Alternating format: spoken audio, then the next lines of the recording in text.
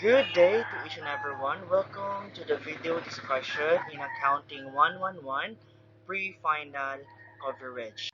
My task for this discussion is to explain to you the trial balance and then the financial statement. But before anything else, allow me to discuss what was the content of the midterm. So, kani siya, so nakita ninyo sa atong presentation, this is an example, or this is the examples of a ledgers per account. We have here the account receivable and then the supplies. So, per every table, makita na to nino kaning 60 pesos with double rule. What is this? This is the final answer of account receivable nga balance. It means diri na 60,000 overall balance. We also have here sa supply, okay, 2,600 pesos. Maybe you're asking, sir, why do we need to review this kind? Diba, mama ni siya nga ledger. Why do we need to discuss this? Because this is very much important to discuss para makasabot mo or makontinue na to ang process of accounting. Diba? As what I've said, later I will discuss about the trial balance and the different financial statements. Okay ha? Again, sa account receivable will be the 60,000 pesos. Supplies will be 2,600 pesos. Let's continue with the trial balance. What is trial balance? Trial balance is a list in which all the balances of the accounts of ledger are showed to test the arithmetical accuracy of the posting in ledger. So, makita nato sa makita nato sa definition, it is to know or to check the accuracy. Okay? Accuracy because this will know if ang inyong gibuhat ninyo sa ledger is correct or incorrect. Okay? Somehow, this is the summary. Silbi, kato mga na yung mga double rules sa ato ang ledger. Okay? Nato naman ito yung mga double rule per account or per table. So, ato siyang i-input diri sa trial balance. Okay? So, makita nato no, we have here the heading. This is the heading of the trial balance. This one will be the name of the company, the name of the table, which is trial balance, and then the date kung kanus-an ni siya nahitabo or gibuhat. So, always remember nga gamito na to ang last day of the month. Okay? Kung mag-record ta, magbutang tag-date din sa trial balance. For example, in here, September 30, 2020. Okay? Aside from that, we do have three functions why we have trial balance. First, it serves as a summary of all accounts. That's what I've said. Ito is summarize. Second, it helps in locating errors if any. Kay once nga ang ato ang debit o credit, dili gani sila mag-total. For example, kulang kani siya, kani si credit nato, mahimo siyang 721,461. And then si debit nato is 721,460, kulang siya 1 peso. It means you have an error nga nahitabo sa ledger or else dito sa pag-journalizing pa lang wrong na daan. Okay? Next, it acts as a base for the preparation of final accounts. So you cannot proceed with the different financial statements without the trial balance.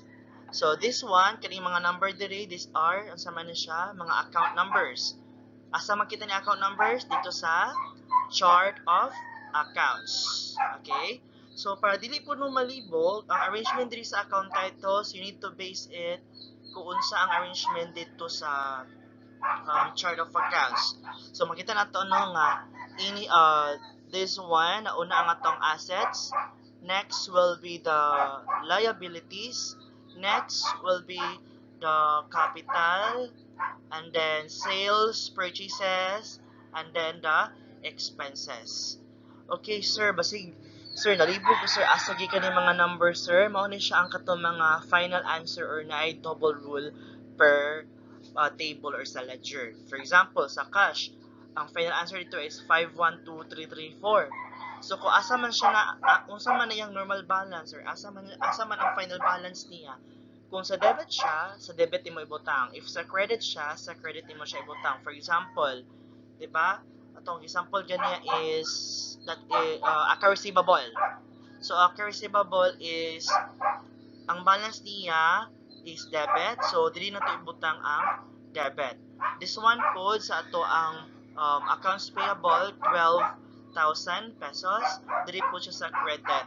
And don't forget to write the peso sign sa debit kinaunahan. This one po peso sign diri sa credit. And lastly, imong i-add tanan siyang value sa debit, okay? The final answer is 721460. Don't forget the peso sign and then the double rule.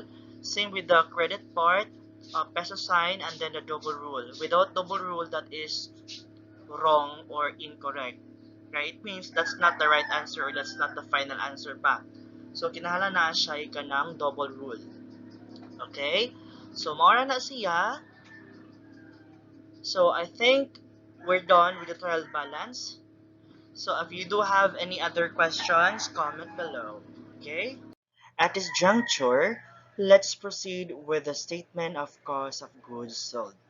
So what is cost of goods sold or the statement of cost of goods sold? So these are the cost of all goods sold during the period and includes the cost of goods sold manufactured plus the beginning finished goods inventory minus the ending finished goods inventory. And it is also reported as an expense on the income statement and is the only time product costs are expense. It means nga kaning statement of cost of goods sold silbi part di siya sa income statement. But then para dili pud malibog or to make it more simpler, para dili kayo siya makalibog kaayo sa mag-solve, that's why gi-separate ang cost of goods sold. Again ha, these are considered as expense. For example, di ba, kung mamaliga mo ka ng banana Q, and then you need to have those raw materials para makabuhat ka og banana Q. So what are those? Pila may nagasto nimo? So this is the essence of cost of goods sold.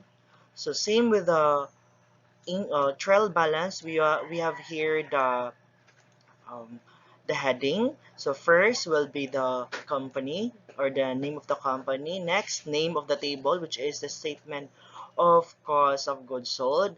And then, when was this transaction happen or unsa nga bulan? So ito ibutan diri ko mag-record tag date, that will be month ended September 30, 2020.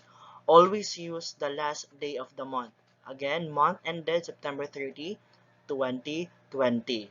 So, for this table, we need to follow this format. Okay? First will be the purchases. Of course, kung pila imong gipalit nimo. In here, we have 104,000 pesos. So, don't forget the peso sign. Asa na ko gikuha ni nga information? Asa man?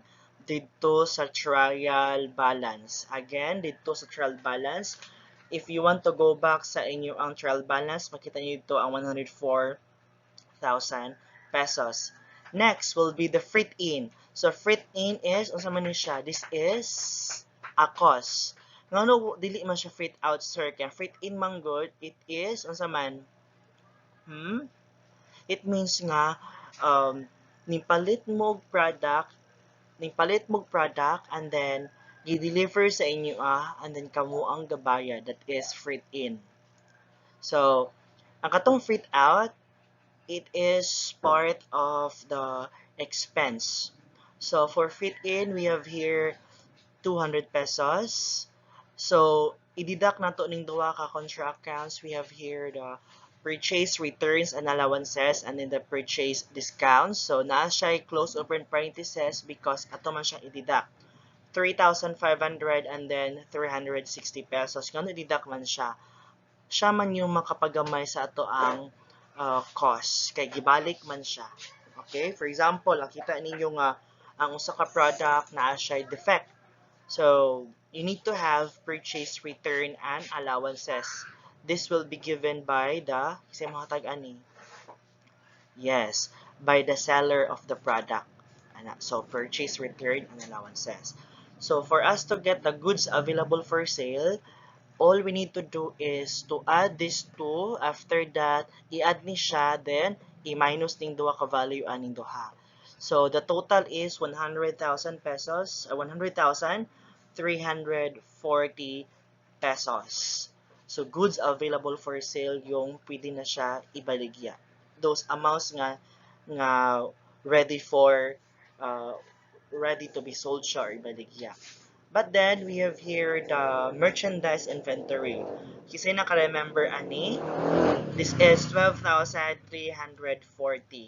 Kabantay mo itong sa inyong meter module na ay kanang note dito nga there is a merchandise inventory of 12,340. Again, do not include this one sa inyo ang trial balance. Kung inyo nang i-include, humanda, should mabalansin na inyo ang product. So, sa day meaning sa merchandise inventory. Merchandise inventory means that is the inventory left at the end of the month of September. It means nga, while namaligya mo, ang nabilin, ang wala na halin nga product at the end of September is 12,340. So, you don't need to write close and open parenthesis because naa naman tayo less dire. Di yun na mawala dire. Pag less gani, automatic na siya minus. Okay? So it means for us to get the cost of goods sold, that will be 100,340 pesos minus 12,340 pesos. The answer is Pilaman. Yes, very good. So 88,000 pesos. Don't forget the peso sign and then the double rule. Again, with the double rule, that's wrong. It means that dili pa kana ang ato ang final answer. So, don't forget na atong cost of goods sold, dili pwede nga laktura ni siya kay dili mo ka-answer sa ato ang ginatawag as income statement. Okay? So, I think we are done. If you do have any other questions, just comment below. Okay, so let's proceed with the statement of financial performance or in other term niya, gitawag ito siya as income statement.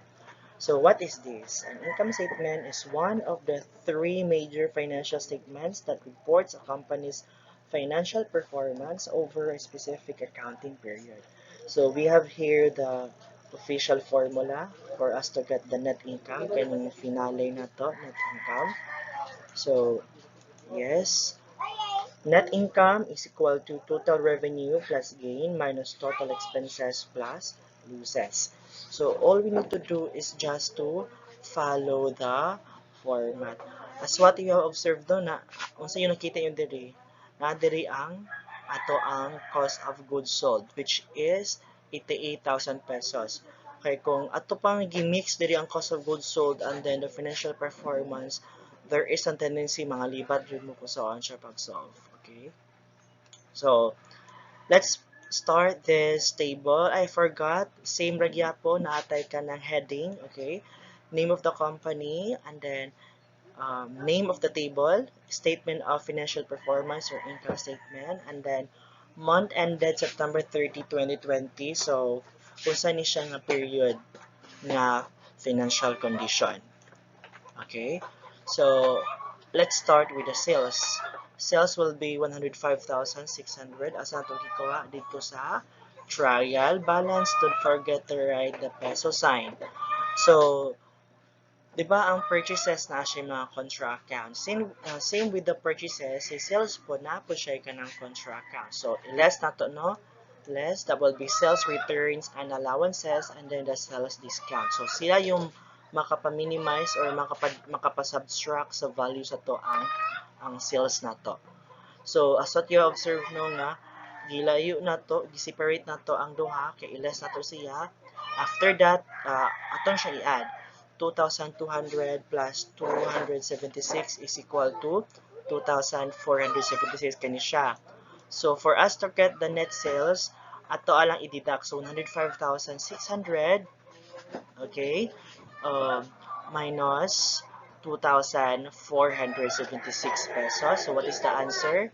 What is our net sales? That will be 103,124 pesos. 103,124 pesos. So, net sales, no? That is the difference between the sales and then the sales return allowances o sales discount. After that, ato na po siyang minusan o cost of goods sold. Of course, mao man ni ang imoang expenses while buying the product or the raw materials. Amount will be 88,000 mo ni siya ang value atong previous nga table. So, ibutang mo ni siya, kani siya, asa ni makitaan dito sa previous table, ang i-mention sa kanina, din siya makitaan sa trial balance, din siya makitaan dito. So, ato lang siya i-deduct, don't forget to write less, diri. So, 103,124 pesos minus 88,000 pesos. With that, we can get the gross profit, yeah. For the gross profit, how much will it be, Gani? That will be 15,124. So, we're not yet done. Napatay mga other expenses, okay? So, less na to ang operating expenses. So all those operating expenses. Actually, there are two kinds of expenses. Operating expenses and then administrative expenses. Pag operating expenses gani, those expenses nga involved siya in selling the product.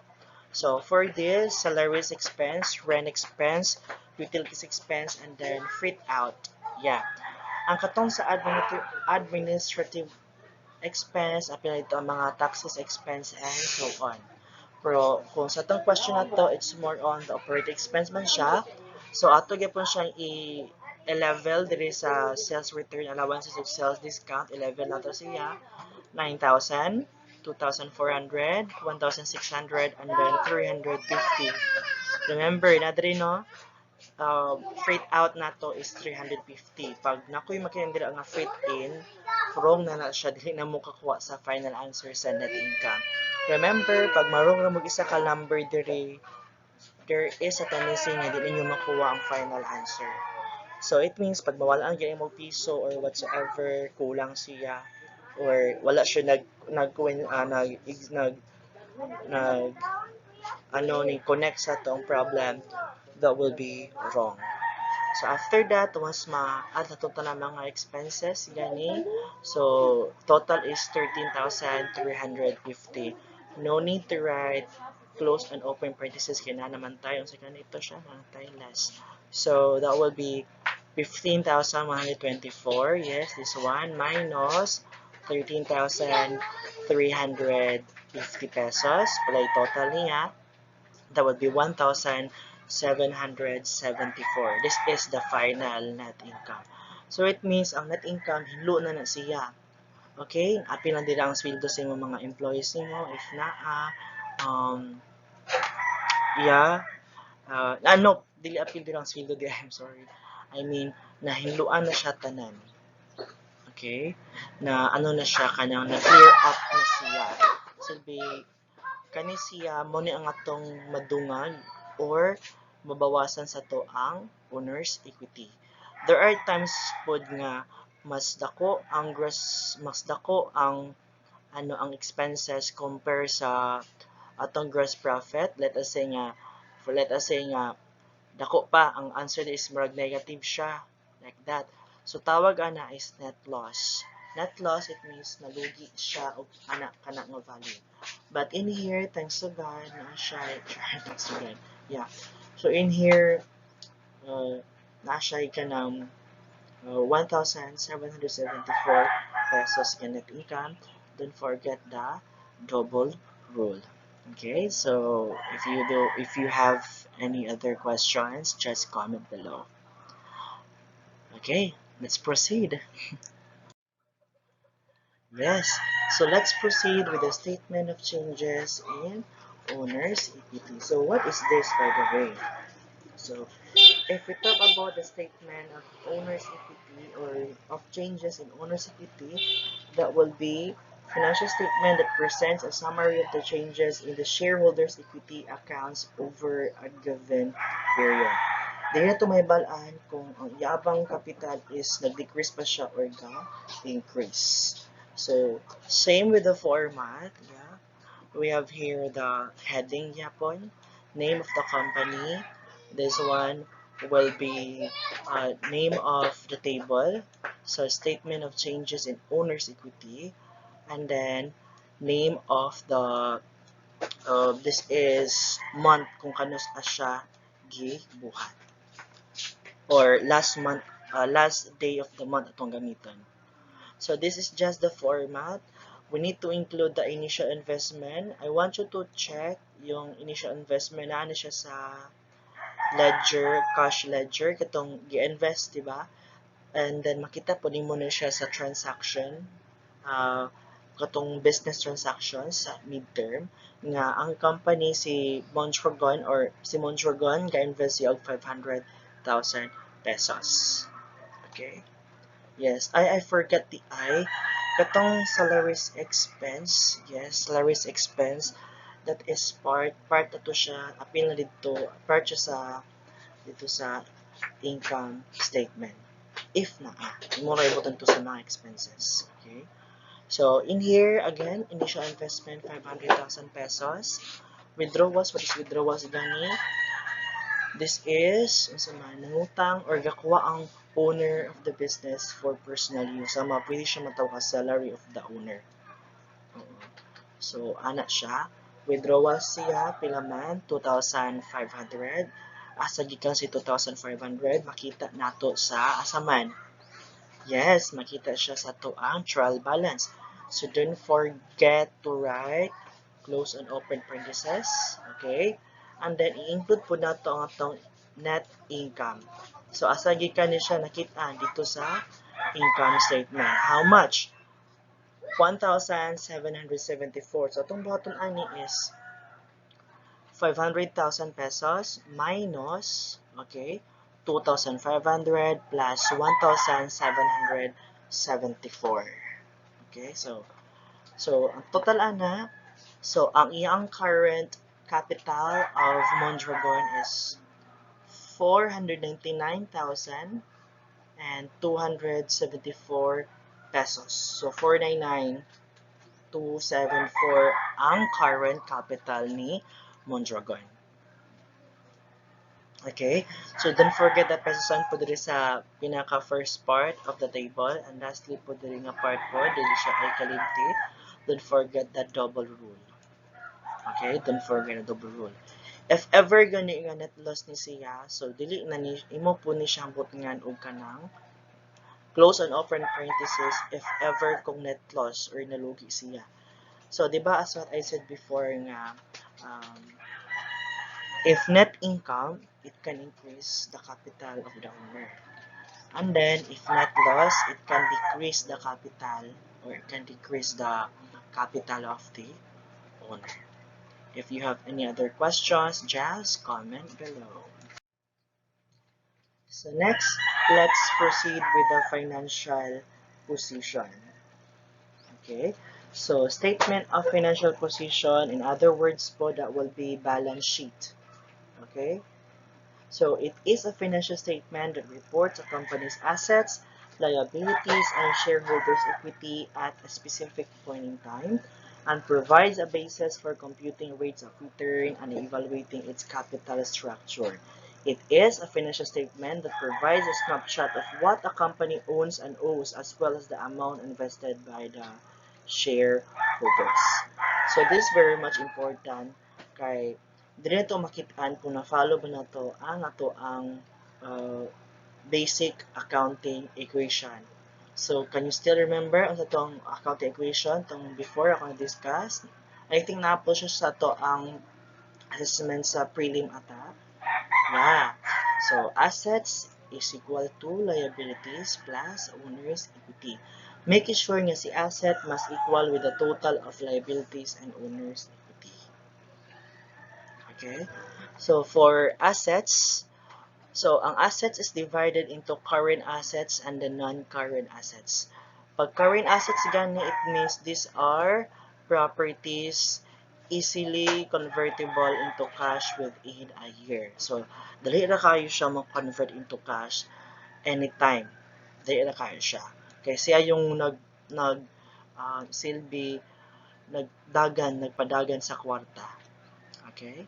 So, ang nasa current assets, we have the cash, yes, accounts receivable, merchandise inventory, and then the supplies. So, asa ni gikan nga mga value? Kani si cash no na sa ledger or sa trial balance. Ang receivable trial balance kaya po or sa ledger.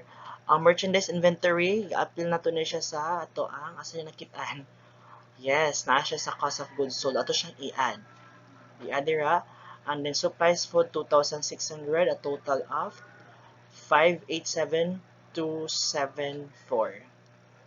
If natin current asset na po tayo ginatawag as non-current assets or fixed asset nga cannot be easily converted into cash kay ano man siya pila pa ka years siya ma pila pa ka years pa siya ma-convert to cash because very much important pod kaayo ni. For example, mga diri na part one of the example of non-current assets kay building. Of course, imo ibaligya ang building. So, where do you operate your production if wala mo building? So same here, plan, property, plant and equipment, upon ang equipment, i-add na tanan, a total of 24,000 pesos. So for us to get the total asset, just add the 587,274 and then 24,000 pesos, a total of 611,274 pesos only. So let's proceed with the other side of the accounting equation. So we need to get the liabilities and the owner's equity. So in here po sa liabilities, we have current liabilities and then non-current liabilities or long-term liabilities. So think of current liabilities, your obligation will be paid within a year. Pero pag kaning long-term liabilities, more than a year or dugay pa siya nimo mabayaran because tinagko ni siya. So example of current liabilities, we have here accounts payable, yes, cost 12,000 pesos, and then for the long-term liabilities, we have here notes payable, pila amount, that will be 100,000 pesos. Asa makitaan? Dito ni siya makitang gihapon sa ato ang trial balance. So ato siyang i-add 12,000 plus 100,000, that will be 112,000 pesos. So yeah, this one. Last but not the least will be the owner's equity. Remember, okay, do not use the value that is stated sa trial balance. Kaya nga no, mautoy ka ng initial amount sa to ang capital. Diba kanina, nag-solve na ta sa statement of changes in owner's equity. Remember? So, kung sa'y value dito sa statement of changes in owner's equity, mauto ang atong ibutang sa balance sheet or statement of financial position that will be 499,274 pesos or 489,274 pesos. Do not use the old amount nga naa sa trial balance but use the amount nga na-solve na dito sa statement of changes in owner's equity. So, yeah. So, atong paton, just add the liabilities and then owner's equity, 112,000 plus 499,274 pesos. Pag ato ni siyang i-adding to ha, the final answer or the total liabilities and owner's equity is 611,274.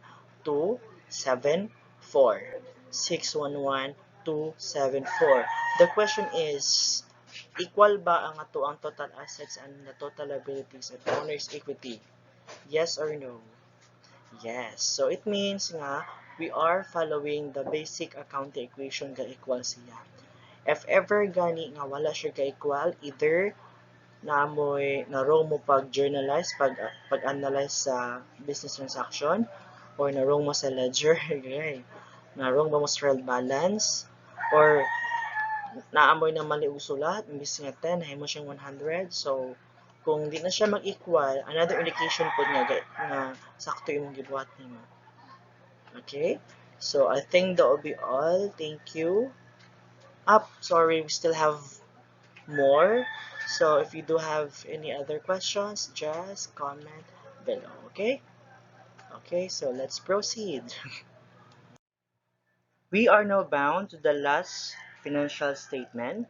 That will be the the cash flow statement or the statement of cash flow.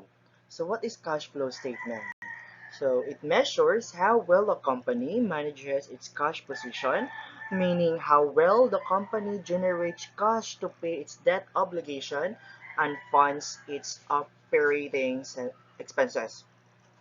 Aside from that, it is a financial statement that summarizes the amount of cash and cash equivalents entering and leaving a company. So this very much, matawag na ko siya as one of the most complicated na statement para sa ko because imo siyang it needs more time, kinahanglan nga ano siya, dahang kay siya ka ng fill upan nimo because uh, mag-gather ka or mag-base ka sa mga answers ani dito sa imo ang ledger, um, cash ledger. Okay? In this way, we can easily summarize if unsa ang ninggawas or ningsulod nga amount sa company. Okay, that's why nga cash flow or kung asa siya nga activities na belong. So actually, there are three kinds of activities involving cash flow. We have the operating, yes, we have the operating, followed by the investing activities, and then financing activities. So, what is cash flow from operating expenses? Operating expenses include cash activities related to net income. For example, cash generated from the sales of goods and cash paid for merchandise are operating activities because revenues and expenses are included in net income. As long as ano siya kana nga mga amounts is included in the net income, baka tong nag-solve ta ginano katong net income na mga appeal dito ang sa mga purchases, uh, sales nato, we do have expenses, mga fit in and fit out. So, ato na siya i-base. Okay? Again, as ita mag-base gani, we need to use the cash ledger. Okay? So, I want you to follow. So, get or para di mo mawala, tanawa ninyo ang ang cash ledger. Okay? Ang cash ledger, I think na-post nato siya sa midterm coverage. So these are the activities involved in operating. First, we have the cash sales. So cash sales worth 30,000 pesos. So yung button pa itaon na itong sa nasa particular yung mga transaction na nahalinan ang company in which cash siya dili siya utang. Okay? So, the customers paid the product for cash. So, katutan, imo to siya i-add, that will be 30,000 pesos. Next, collection from customers, those utang. How much utang ang need pa kolektahon sa owner dito sa customers. So, in here, we have 13,524. After that, refund from supplier. Pila man tong na-receive din yung refund. Okay, pila man to na-receive din yung refund. Asa ta mag-base kani? Dito ta mag-base sa cash ledger. So, refund from supplier. So, I want you to discover na lang. Tanawa ninyo sa ledger. Iwan na mo siyang 1,500. Next, cash purchases. Okay. You buy the product for cash. Ning palit ka. Okay. Og raw materials, that will be 60,000 pesos. So, ning palit man ka, that will be deducted from operating activities. Next, payment to suppliers. Pila man ang gibayad ninyo suppliers, pila yung gipalit ninyo. So in here we have 29,640. Still ato po siyang i-deduct kay payment man siya. Next, payment for fit out. So expenses siya. Pila man ang nabayad mo nga fit out dito. So tan-awa lang dito sa inyo ang cash ledger. Again, cash ledger. Cash ledger mo pagtan-aw. So we have here 350. And then payment for supplies. Okay, pagbayad, nung nagbayad mo, that would be 2,600. Next, payment for fit-in, okay? Fit-in, pila, 200. Then refund to customers, 400. And then payment for operating expenses, okay? Tanan nga mga operating expenses, i-add to siya, that will be 13,000 pesos. After that, once niyo siya i-add niyo siya using the calculator, again, pag na-close and open parentheses, imo na siyang i-deduct. So, the net cash used by operating activities is 61,166. Why is it close and open parentheses? Because if imo siyang i-minus, mas dako to na ay close and open parentheses. Next, let's proceed with the cash flow from investing activities. So if we talk about investing activities, it includes cash activities related to non-current assets. So non-current assets include long-term investment, property, plant, and equipment, and the principal amount of the loans made to other entities. Example, cash generated from the sale of land and cash paid for an investment in another company are included in this category. As long as ma-purchase sa non-current assets or non-current assets account siya, appeal siya sa investing activities. Okay? So, if mag-base ta dito sa ato ang cash ledger, makita ato dito nga si Mondragon, yeah, she bought computer set worth 24,000 pesos. So, 24,000 pesos payment for the computer set. After that, unsay mahitabo ani? Our total net cash used by investing activities is 24,000 pesos. Last but not the least will be the financing activities or the cash flow from financing activities. What is financing activities? So, it includes cash activities related to non-current liabilities and owners' equity. So, non-current liabilities and owners' equity items include the principal amount of long-term debt, the stock sales and repurchases, and dividend payments. So, para di mo malibog, dito ra mo magunaw na unsa itong mga non-current liabilities. Okay? So, in here, we have investment from owner. Yes, ang investment ka ana. So, that's investment.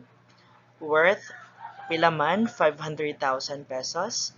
Again, do not use the amount dito sa statement of changes in owner's equity. Pero dito mo mag-focus sa ledger, which is amount dito is 500,000 pesos. Next, proceeds from loan. Katong nag-loan si owner, worth 100,000 pesos. Next, withdrawal by the owner. So, silbi, gikuha ang kwarta for personal use worth 2,500. So, i-add lang sa investment from owner and then proceeds from loan, then i-minus si withdrawal by the owner. So, ang net cash provided by financing activities is pila man? 597,500 or 597,500. So, our net increase in cash will be, pila may net increase in cash? 512,334. Why? Ano man? 597,500 minus 24,000 minus 61,166. The answer is 512,334. Then, we don't have cash balance beginning. Zero siya.